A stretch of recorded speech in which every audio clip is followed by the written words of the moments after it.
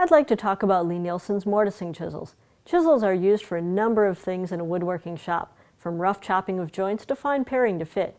These mortise chisels are designed for chopping out mortises for mortise and tenon joinery. Let's talk about the advantages of the Lie-Nielsen mortise chisel design and how to use them in chopping out a mortise. Let's get started. First, let's take a look at the geometry of these chisels. I have here Lie-Nielsen's 3/8 inch mortise chisel, and we can see that this chisel is a full 3/8 of an inch all the way up the sides of the chisel. All of Lie-Nielsen's chisels are sold in fractional sizes. We can see here that the sides have been ground squarely to the back, and that the cutting edge has been ground squarely to the sides. The back of this chisel has been ground flat when it's made, and has been hand finished to 400 grit. The shank of the chisel is much thicker than a standard bevel edge chisel. This is so that this mortise chisel can better withstand the stresses of the chopping and prying operations it's designed to do.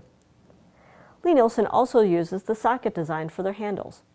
The socket design means that the chisel handle fits into a socket within the chisel itself. Some chisels use what's called a Tang design. A Tang chisel has a metal spike which fits into a wooden handle, often with a metal ferrule to help keep the handle from splitting. The disadvantage of the Tang design is that it's very difficult to replace this handle should it become damaged. With the socket chisel, it's very easy to remove and replace this handle. To remove the handle, simply take the handle and wrap the side of it on top of the workbench. To reseat the handle, we'll simply press fit the handle into place, grasp the socket. Don't grab the chisel up near the cutting edge because you run the risk of cutting yourself. Grab the socket and wrap the end of the chisel smartly against the top of the workbench.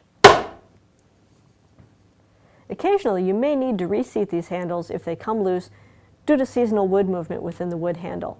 You can also glue these in with a flexible epoxy, although if you do glue them in, it makes it difficult to replace the handle in future.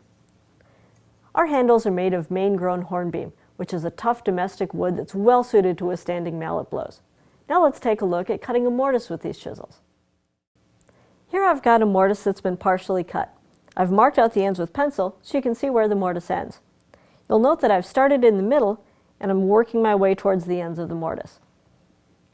Now let's go ahead and continue to work on this mortise. Now you'll see that when I picked up this mortise chisel, I picked it up by the socket. Always pick up your chisels by the socket or by the shank. Never just pick them up by the handle just in case that handle's come loose. If it has, I'd much rather drop the handle than the chisel itself.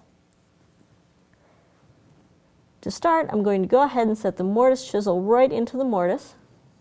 And you can see here that the mortise chisel is the exact width of the mortise that we're working on. I'm going to lean back so that I can just sight along this mortise chisel and make sure that I'm straight up and down within the mortise and that I haven't tilted from one side to the other. Now that my chisel has been placed, I can use my mallet and the chisel to chop down into the mortise.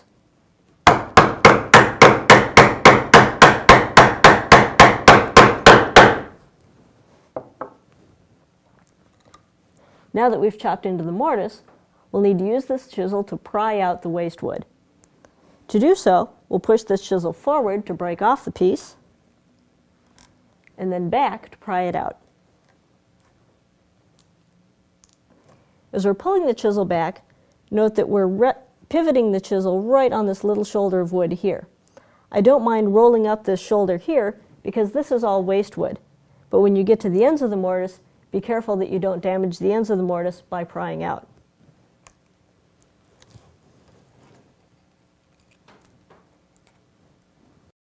Now you can see here that as I've worked into the mortise, I've gotten progressively deeper.